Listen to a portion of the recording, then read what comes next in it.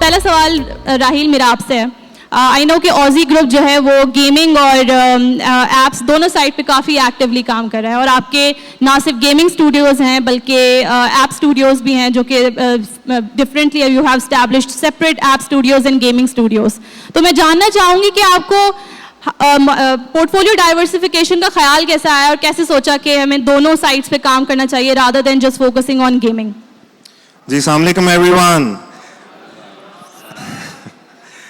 सबसे पहले तो thank you Google team, all the Googlers आज यहाँ पे आए हैं। हम लोग यकीन करें पिछले 10 सालों से आपका वेट कर रहे थे कि कब पाकिस्तान लाइमलाइट में आएगा, कब हम लोग भी जो है वो टॉप 16 टॉप रैंक कंट्रीज में आएंगे। और एक वेरी इंटरेस्टिंग थिंग कि पाकिस्तान की जितनी गेमिंग इंडस्ट्री यहाँ पे बैठी हुई है, मोस्ट इंपॉर्टेंट थिंग इज़ कि हम लोग सब सेल्फ लर्न है। हम लोग एक दूसरे से सीखते हुए यहाँ पे आए हैं। अभी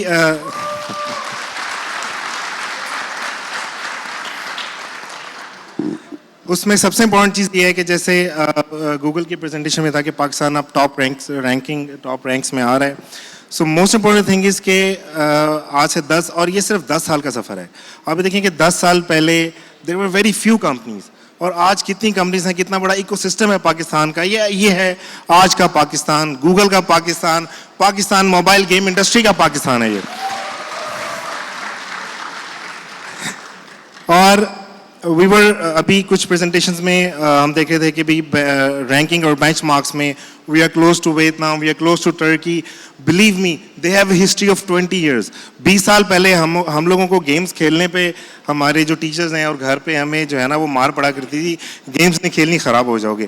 तो उस कल्चर से आते हुए, कल्चर गेमिंग हमारा कल्चर नहीं था, फिर भी पाकिस्तान कि गेम डेवलपर्स कम्युनिटी देखें कि कितने गेम डेवलपर्स हैं जो हज़ारों लाखों गेम्स बना चुके हैं, इस वक्त टॉप चार्ट्स में हैं। सो द थिंग इज़ के टाइम थोड़ा शॉर्ट है। So portfolio diversity, so first and foremost thing is के this industry is all about diversification. अगर आप खाली गेम्स पब्लिश कर रहे हैं और उसमें जॉनरा वाइज डाइवर्सिफाइड नहीं है तो भी आपकी ईयर ऑन ईयर ग्रोथ नीचे चली जाती है। So this is the thing which we observe कि भी अगर आप खाली एक सिमुलेशन कैटेगरी में है तो आपको एक्शन में भी होना है, आपको मल्टीपल कैटेगरीज में पब्लिश होना है। उससे एक तो आपकी इंटरनल एक्सपर्टीज़, स्टूडियो की कंपनी एक्सपर्टीज़ ऊपर आती हैं। उसके अलावा मोस्ट इंपॉर्टेंटली इसके ऐप्स जो हैं वो एक नीड है। एंटरटेनमेंट के अलावा ऐप इज़ द नीड। जो आपके यूज़र्स ऐप्स को यूज़ करते हैं वो उनकी ज़रूरत है, और दे मोस्टली जो सब्सक्रिप्शन मॉडल अब ज़्यादा पॉपुलर हो रहा है वो उसकी वजह से है कि apps are becoming more and more needful for all the users. तो हमने ये देखा कि यार ओवरऑल गूगल प्ले के ऊपर apps are becoming more popular. Games तो हो ही नहीं है, apps are specially utilities, productivity apps, photography apps, AI based जो ये वायरल वालों की ऐप्स है, very good, very nice. So these apps were becoming more popular. So diversification specially in this industry we realize is the key factor for any company's growth. So जो companies, even आप अगर Pakistani game industry का overall analysis करें, जितनी भी companies हैं top, middle, even the startups, from the beginning they know कि they have to go with a diversified portfolio। हर कंपनी के अंदर गेमिंग डिवीजन भी होगा, ऐप डिवीजन भी होगा, which is the beauty of this industry। Thank you so much, Rahil। I think rightly said so कि portfolio diversification से आपका रिस्क भी काफ़ी डाइवर्सिफाई हो जाता है, and it's very important to kind of really see कि लोगों की डिमांड क्या है, किस चीज़ की डिमांड है और किस कैटेगरी में आपने ग्रो करना है। So thank you, Rahil. दूसरा सवाल अब्दुल सलाम मेरा आपसे है। हमने पिछले सेशंस में देखा कि टूल्स एंड यूटिलिटी कैटेगरी जो है वो काफ़ी ग्रो कर रही है और पास्ट ईयर्स में काफ़ी ग्रो किया और मजीद ग्रोथ एक्सपेक्टेड है, और आपकी कंपनी का इस वक्त खासा फोकस है tools and utility apps category में। तो मैं जानना चाहूँगी कि what is the secret behind और what were the key factors that has shown promising growth for 90 technologies specially? अस्सलाम वालेकुम एवरीवन। फ़र्स्ट ऑफ़ ऑल तो आपने इंट्रोडक्शन करवा दिया, बट मैं थोड़ा सा बताता चलूँ कि हमने 2018 में स्टार्ट किया था, और व्यू फेरी विद द एक स्मॉल टीम के साथ हमने स्टार्ट किया। और मज़े की बात यह है कि वो जितने भी स्टार्ट में हमारे साथ लोग थे, आफ्टर 5 ईयर आज भी वो साथ हैं और वो यहाँ पे हैं। आई कैन सी काफ़ी लोग हैं आपकी टीम से यहाँ पर, आई गेस। जी बिल्कुल। और दूसरा यहाँ पे आज आप सब लोगों ने हेज़ल मोबाइल की वीडियो भी देखी, उसमें डाउनलोड्स भी देखे। तो जब हमने स्टार्ट किया था तो डे फर्स्ट से ही हम जो है वो हाइब्रिड मॉडल पे थे। हमने एप्लीकेशन साइड पे भी स्टार्ट किया था और गेम साइड पे भी।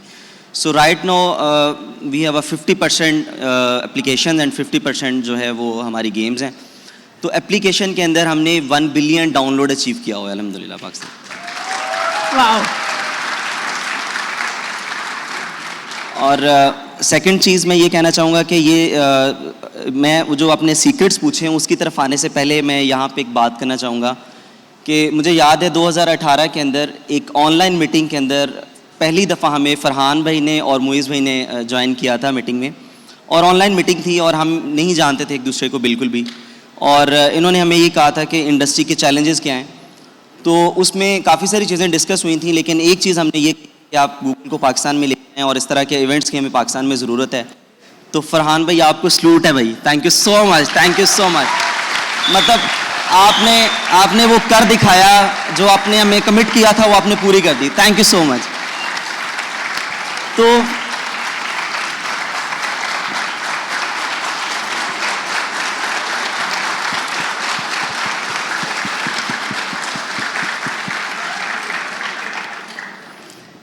मतलब अब गेम चेंज हो जाएगी इंशाल्लाह। तो हमने तब भी ये बात की थी कि आप एक दफ़ा स्टार्ट करें और आपने माशाल्लाह वो कर दिया, ज़बरदस्त। सो अभी वो सीक्रेट्स की तरफ अगर मैं आऊँ तो आज जितनी प्रेजेंटेशंस थी वो सारी हमारे सीक्रेट्स थे। वो मैं तो बल्कि वो सुन के हैरान हो रहा था। मैंने कहा जो चीज़ें अभी प्रेजेंटेशन में बताई जा रही हैं अल्हम्दुलिल्लाह वो हमारी टीम ने पहले से उसके ऊपर काम शुरू कर दिया हुआ था और उसी से ये सारी सक्सेस मिली। सो जैसे हाइब्रिड मॉडल की बात हुई तो मैंने जैसे बताया कि हम पहले दिन से एप्लीकेशन पे भी काम कर रहे हैं और गेम्स पे भी काम कर रहे हैं। सेकंड ये है कि हम जब प्रोडक्ट को स्टार्ट लेते हैं, हमारा पहले दिन से उसको लेके जो विजन होता है वो ये होता है कि हमने 1 प्रोडक्ट 1 कंपनी खड़ी करनी है। तो डेफिनेटली फिर उसके अंदर क्वालिटी को फोकस किए बगैर तो वो चीज़ नहीं हो सकती। तो हमने 2019 के अंदर सिंगापुर जब हम गए थे तो एप्लीकेशन में पाकिस्तान में बहुत कम काम हो रहा था। वहाँ पे हमने डुलिंगो के जो ऑनर हैं वो हमें मिले और उस टाइम पे उन्होंने बताया कि इस एप्लीकेशन की 1.5 बिलियन वर्थ है। तो हमारे लिए वो फिगर मतलब ऐसा था कि जैसे कुछ एक मैजिक से कि ये पॉसिबल ही नहीं है, 1.5 बिलियन एक एप्लीकेशन कैसे हो सकती है। सो वहाँ से वो मोटिवेशन मिली और हमने आके क्वालिटी को फोकस किया। पहले जैसे वो वीडियो के अंदर भी आपने सुना कि क्वांटिटी पे फोकस था ओवरऑल मार्केट का, लेकिन हमने क्वांटिटी की तरफ जाने के बजाय क्वालिटी को जो है वो प्रेफरेंस दी। और क्वालिटी को इसलिए कि हम एक प्रोडक्ट को लेके एक कंपनी खड़ी करना चाहते हैं। सो ये एक सीक्रेट था। उसके बाद फिर उसके आगे फर्दर अगर आ जाए तो हम मुसलसल उनकी अपडेट्स पे काम करते हैं। ये बहुत टेक्निकल बातें हैं जो हम मतलब कोई ऐसी प्रेजेंटेशन और कोई थ्योरी नहीं है मेरे पास। जो हम ऑफिस में जो डेली प्रैक्टिस करते हैं वो चीज़ें बता रहा हूँ कि मुसलसल अपडेट्स पे काम करते हैं हम लोग, और कभी भी किसी भी प्रोडक्ट को हल्का नहीं लेते कि यार ठीक है ये इस पर अच्छा रिस्पांस नहीं आ रहा तो ठीक है इसको छोड़ दें और अगली प्रोडक्ट पे मूव हो जाते हैं। तो उस पर ही रिस्पांस क्यों नहीं आ रहा पहले तो वो फाइंड करते हैं और उसी के ऊपर फाइट होती है हमारी। और जब हम उसमें कोई ऐसी की वैल्यू कोई फीचर ऐसा डाल देते हैं जो कि वाकई यूज़र के लिए हेल्पफुल है तो फिर रिस्पांस भी आ जाता है। और लास्ट बट नॉट लीस्ट ये कि जो इनोवेशन है वो हम जैसे अभी AI की बात हुई तो हमने इसके ऊपर भी लास्ट 6 मंथ से काम शुरू कर दिया हुआ था कि हमारी जो एप्लीकेशंस हैं जिनके अंदर हम AI को इंटीग्रेट कर सकते हैं उनके अंदर वो इंटीग्रेशन करें, और वो सक्सेसफुली अल्हम्दुलिल्लाह हो भी गई है। ज़बरदस्त। तो अगर मैं की टेक अवेज की बात करूं 3, तो एक तो प्लीज क्वालिटी पे फोकस करें, क्वांटिटी से ज्यादा क्वालिटी पे फोकस करें। जी, quality यूजर को always keep user first, so try to build a product that is user first. और तीसरी चीज के please make sure that you are keeping up with the emerging technologies like AI। या बिल्कुल। Thank you so much. Thank you so much. अच्छा Rahil, coming back to you. अच्छा, we have been meeting a lot of our clients. अभी कुछ दिनों पहले हम जब से हम यहाँ आए हैं काफ़ी सारे जो है क्लाइंट्स के साथ मिल रहे हैं, और आई सी दैट के लोग हाइब्रिड मोनेटाइजेशन की तरफ जाना चाहते हैं, पर हाइब्रिड मोनेटाइजेशन की तरफ जाना इतना आसान नहीं है, right? So there is a bunch of things that you need to do before you start opting for a proper hybrid monetization model. सो मैं जानना चाहूँगी कि आपके ख्याल में हाइब्रिड मोनेटाइजेशन क्यों ज़रूरी है और आपके बिजनेस में उसने क्या इम्पैक्ट क्रिएट किया है, प्लस ये कि स्टूडियोज़ को क्या चैलेंजेस फेस होते हैं जब वो हाइब्रिड मोनेटाइजेशन की तरफ जाना की कोशिश कर रहे होते हैं तब? देखिए, सबसे पहले तो ये है कि hybrid monetization is become need of the hour. मतलब इस वक्त आपकी जो भी ऐप्स हैं, गेम्स हैं, ग्लोबली लोग डाउनलोड कर रहे होते हैं, खेल रहे होते हैं। आपके पोर्टफोलियो में यूज़र्स आपके एक टाइम पे ऐप्स भी यूज़ कर रहे हैं, गेम्स भी यूज़ कर रहे हैं। अब गेम्स के ऊपर most of the users they don't want to spend, they want to see कि भाई हमें रिवॉर्डेड ऐड आ जाए, वो use that and consume that and move forward, और वो प्रोग्रेस करना चाहते हैं। Whereas ऐप्स के अंदर ज़्यादा यूज़र when they see कि यार it's their need, so they want to switch on in app, या in app करना चाहते हैं कुछ फीचर्स पे, या they want to go for subscription। और ऐप्स में जहाँ तक हमने देखा है subscriptions is becoming more and more popular। So hybrid monetization जिस तरह से इंडस्ट्री ग्रो कर रही है और डिफरेंट आपके जितने कंट्रीज़ में मल्टीपल आप डाउनलोड्स जाते हैं, पाकिस्तान में इन ऐप करना it's really tough these days, specially credit cards की अवेलेबिलिटी नहीं है और बहुत से मसले मसाइल हैं। इवन कॉर्पोरेट कार्ड्स भी ब्लॉक हो रहे हैं because there is different perspective about different countries.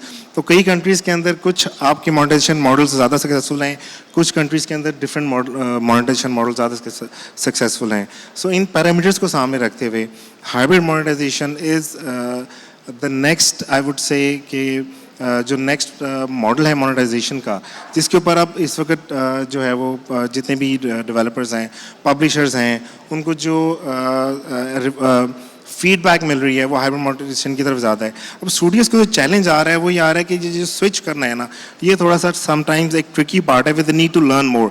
एक नेक्स्ट स्टेप पे जाना पड़ता है, need more detail analysis, they need analysis of the features as well, कि भी किस फीचर को किस मोनेटाइजेशन पे अवेलेबल करना है। पूरी एक प्रॉपर के लिए डेटा ड्रिवन एक study you have to be in place to ensure that in purchases. या सो उसमें the most important thing is कि फायरबेस से हम डाटा एक्सट्रैक्ट करते हैं, हम जो प्रैक्टिस कर रहे हैं we extract data from the Firebase, और उसको हम BigQuery पे रन करते हैं उस डाटा को, और देखते हैं कि भी जितनी फनल्स क्रिएट हो रही हैं, तो 10 फनल्स हमारे सामने है, बाकी 100-150 फनल्स हैं, वो हम BigQuery पे एनालाइज करते हैं और वहाँ से देखते हैं कि यूज़र का बिहेवियर क्या है और यूज़र आगे किस तरफ जा रहा है। उसमें हम देखते हैं कि ये पर्टिकुलर फीचर्स जो हैं, ये यूज़र जो हैं they at after at a stage they want that as an in-app purchase, or these particular features they want to go for subscription model. So data का analysis with more जितना data होगा उसका आप studios उसको analyse करें अपने खुद से उस डाटा को। फायरबेस पे बहुत आपकी एक ऐप का एक गेम का डाटा होता है, we need to drill down a little bit more to, हमें थोड़ा सा उसको ज़्यादा अगले लेवल पे जाके एनालाइज करना है और वहाँ से फीचर वाइज उसको अनेबल करना है कि कौन सा फीचर कहाँ ज़्यादा मोनेटाइजेबल है। कुछ फीचर्स ऐसे हैं कि जो मतलब रिवॉर्डेड वीडियो पे ही ज़्यादा चलते हैं। सो दैट इज़ समथिंग कि हमने देखा कि ये स्टूडियोज़ को इस वक्त ये चैलेंज आ रहा है कि they are not able to analyse data in a more detailed manner. थोड़ा सा डाटा का एनालिसिस एक नेक्स्ट स्टेप पे ज़्यादा करना ज़रूरी है। फायरबेस में बहुत से फीचर्स हैं जो कई दफ़ा मोस्टली स्टूडियोज़ को या हम लोगों को पता नहीं होते, तो गूगल की टीम वहाँ बड़ी हेल्प आउट करती है, they really help us out कि भी इसको एनालाइज करें, यहाँ पे ये डिसीजन लें। अब होता ये है कि बेसिकली ऐप्स और गेम्स, अब इसमें थोड़ा सा समटाइम्स जो गूगल की टीम वो भी कंफ्यूज हो जाती है कि यार इसको कैसे एनालाइज करें और इसको कैसे, और समटाइम्स आपका हमारे पास वो डाटा अवेलेबल भी नहीं होता। तो जितना हम डाटा सेंटर्ड हो जाएंगे, प्रोडक्ट सेंटर हो जाएंगे, उतना ही स्टूडियोज़ मोर ईजिली डाइवर्सिफाइड और हाइब्रिड मॉडल पे स्विच करने में आसानी होगी। ये अभी तक के हमारे चैलेंजेस हैं। आई थिंक बड़ी आपने इम्पोर्टेंट बात की है, यहाँ पर बात हो रही है सस्टेनेबिलिटी पे, और sustainability can not be established without the data driven approach। तो बिजनेस एनालिटिक्स और डेटा ड्रिवन अप्रोच जो है वो बड़ी इंपॉर्टेंट है बिजनेस की कंसिस्टेंट ग्रोथ के लिए, क्योंकि अगर आपका डेटा जो है एनालिसिस और business intelligence is really strong, only then you can make certain business impactful decisions जो कि एक्चुअली आपकी बिजनेस ग्रोथ को फ्यूल करते हैं for further acceleration. So thank you so much, Rahil. I think really adds value to what our audiences want to learn.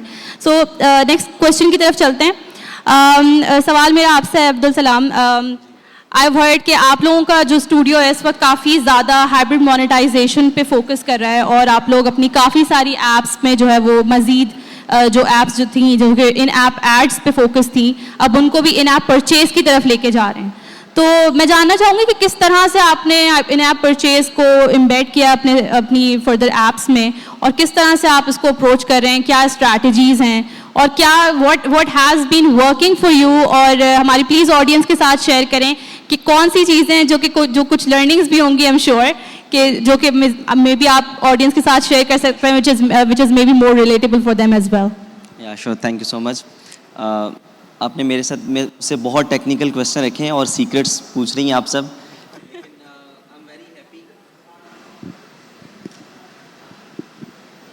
But I am very happy कि मुझे ये सारा नॉलेज शेयर करने का मौका मिल रहा है, बिकॉज लोग जानते हैं जो भी मुझे मिलता है, मेरी कोशिश होती है कि कोई भी वो हाँ रेवेन्यू को छोड़ के कोई भी बात पूछे तो उनको बिल्कुल क्लियरली बताई जाए, और उसमें कोई बिकॉज माई बिलीव के जो है वो नॉलेज हम जैसे सुनते थे कि इल्म एक ऐसी चीज़ है जो बांटने से कम नहीं होती, ये बढ़ता है।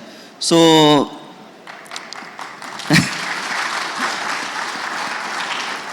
तो जैसा कि आपने इन ऐप परचेजेस का पूछा कि हमारा जो ये हाइब्रिड मोनेटाइजेशन मॉडल है हमारा कुछ बेहतर है, कदरे बेहतर है, but up to the mark तो नहीं है जो यहाँ पे हमने देखा कि अदर जो स्टूडियोज़ हैं या ग्लोबली बाकी सब लोग जितना अचीव कर रहे हैं। मतलब अभी मैं देख रहा था कि 17% जो कंटेंट है उनके पास डाउनलोड 17% है, बट 50% से ज़्यादा रेवेन्यू वो लेके जा रहे हैं। तो हमारे पास आई थिंक वो 80% डाउनलोड है, बट लेकिन हम उसमें अभी वीक हैं, बट फिर भी जो स्ट्रेटजी हम अपने यूज़ करते हैं, हाँ बिल्कुल वो मैं शेयर करना चाहूँगा। अच्छा, इसका ताल्लुक जो है वो डायरेक्ट जो है वो क्वालिटी से है। आपकी प्रोडक्ट के अंदर क्वालिटी अगर होती है, कोई अगर आपने वाकई में अच्छा फीचर दिया होता है तो यूज़र को कोई मसला नहीं होता।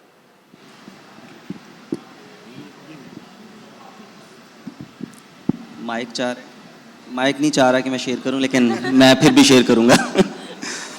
तो जैसा कि मैं बता रहा था कि इसका डायरेक्टली जो ताल्लुक है वो क्वालिटी के साथ है। जब आपकी प्रोडक्ट के अंदर क्वालिटी होती है, कुछ आपने वाकई में यूज़र को अच्छा कोई फीचर ऐसा दिया होता है, तो यूज़र को कोई मसला नहीं होता, वो बड़ी खुशी से इन ऐप परचेज़ करता है।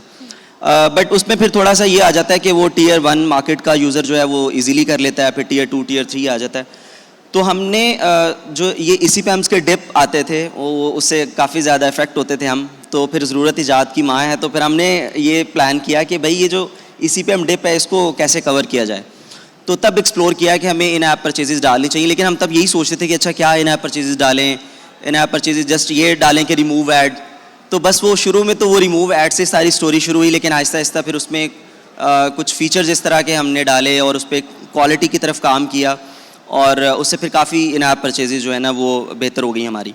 तो राइट नाउ आई थिंक हमारा 15% हमने अचीव किया है कि 15 to 20% हम कह सकते हैं कि हमारा इन ऐप परचेजेस हैं, और रदर जो है वो ऐड से है। आई थिंक बात आखिर वही आ जाती है कि क्वालिटी पे फोकस बड़ा इंपॉर्टेंट है। Exactly. और अगर आपकी ऐप की क्वालिटी अच्छी नहीं है तो इन ऐप परचेज को इम्बेड करना, हाइब्रिड मोनेटाइजेशन को अडॉप्ट करना भी बड़ा चैलेंजिंग हो जाता है। उसके बाद दूसरी बात आई थिंक आपने की कि यूज़र को स्टडी करना कि what is there needs and what is their requirement, और कॉन्स्टेंटली उसको नज़र में रखते हुए अपनी ऐप को, अपनी प्रोडक्ट को अपडेट करना is really important if you are really looking for a sustainable hybrid monetization sort of exactly. और एक पॉइंट और है कि उसमें देखें, जैसे अगर हम देखें तो एप्लीकेशन में पैकेजेस बने होते हैं डिफरेंट यूज़र के लिए, डिफरेंट इवन कॉस्ट भी डिफरेंट रखी होती है कि आप टियर 1 मार्केट के लिए वही फीचर जो है वो थोड़ा, क्योंकि उनकी बाइंग पावर अच्छी है, वो दे सकते हैं, वो पे कर सकते हैं, तो आपने वो हो सकता है $5 में रखा हुआ है, और वही फीचर सेम आपने टियर 2 टियर 3 मार्केट के लिए $1 $2 में रखा हुआ है। और दूसरी चीज़ ये कि अगर आप ये देखें कि मैं नेटफ्लिक्स की एग्जांपल देना चाहूँगा कि इतना सारा कंटेंट दे के उसने बहुत माइनर सी एक वैल्यू जो है वो रखी हुई है सब्सक्रिप्शन की। तो हम जब सब्सक्राइब जो है वो सब्सक्रिप्शन मॉडल पे जाते हैं तो हम भी अपनी प्रोडक्ट के अंदर बहुत छोटी सी एक वैल्यू रखते हैं। हमें ये होता है कि इसमें यूज़र ज़्यादा लेके आएँ और वो यूज़र रिटेन हो और उससे प्रोडक्ट सस्टेन भी होगी, और वो सस्टेनेबिलिटी वाला फीचर जो है ना वो जो एक फैक्टर है वो भी अचीव हो जाता है, और इन ऐप परचेजेस भी आ जाती हैं।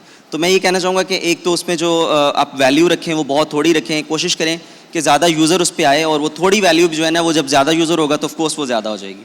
Thank you so much. Thank you so much. वक्त बहुत थोड़ा है और सवालात बहुत ज़्यादा हैं, पर मेरा ख्याल है कि हमारी ऑडियंस काफ़ी सुबह से, I am so happy to see कि माशाल्लाह से अभी तक सारे काफ़ी एनर्जेटिक हैं। बड़ा सुना था लाहौर के बारे में, जिंदा दिलाने लाहौर, बट आज देख भी लिया है, तो please clap for yourselves as well.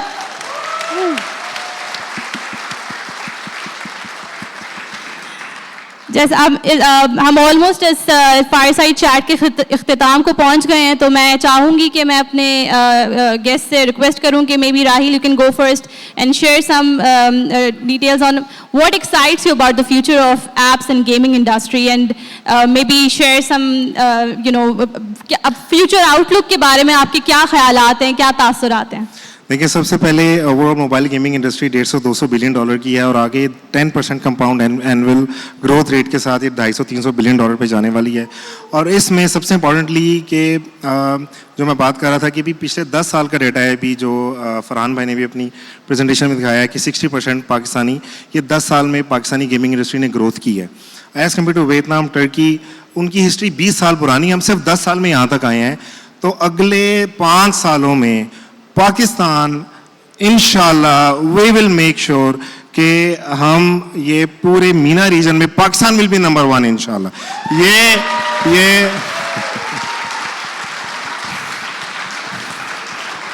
इंशाल्लाह। ये आप सस्टेनेबिलिटी की बात करें, हम लास्ट सेक्टर में सस्टेनेबिलिटी, ये वो इंडस्ट्री है पाकिस्तानी मोबाइल गेमिंग इंडस्ट्री जो सबसे ज्यादा सस्टेनेबल है, जिसने ऑल द चैलेंजेस, मतलब after all the account suspensions, after all the ad mob restrictions, उसके बावजूद ये गेमिंग इंडस्ट्री सस्टेन कर रही है, ना सिर्फ सस्टेन कर रही है, ग्रो कर रही है।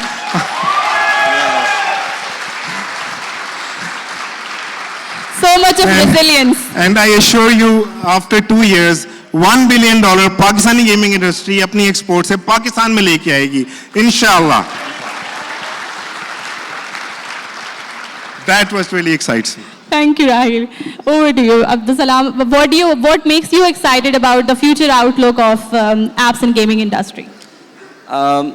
फ्यूचर के ऊपर अगर बात, तो बहुत सारी राहिल भाई ने बातें कर दी हैं, तो मैं भी यही कहना चाहूँगा कि अगर पाकिस्तान में रहते हुए मुझ जैसा एक नालायक और हेज़ल मोबाइल जैसी एक छोटी सी टीम नंबर 1 पे आ सकती है पाकिस्तान के अंदर, तो हम ग्लोबली नंबर 1 पे जा सकते हैं, नॉट जस्ट मीना रीजन।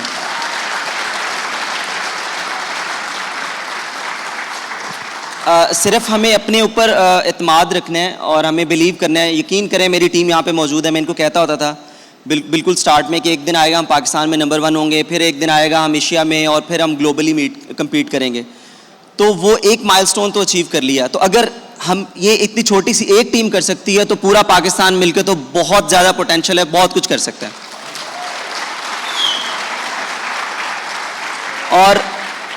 और यकीन माने कि इस टाइम जो आप सब लोगों को पता है कि जो हमारे इस टाइम कंट्री की सूरत हाल है, इकॉनमी कहाँ जा रही है, डॉलर क्या है, लेकिन इस कंडीशन में भी अगर इतनी बड़ी होप लेके गूगल टीम पाकिस्तान में आई है और उन्होंने आके इतना बड़ा इवेंट प्लान किया है, तो यकीन करें मेरा मोटिवेशन का लेवल तो 100% नहीं 1000% पे चला गया है, और हम कर लेंगे इंशाल्लाह।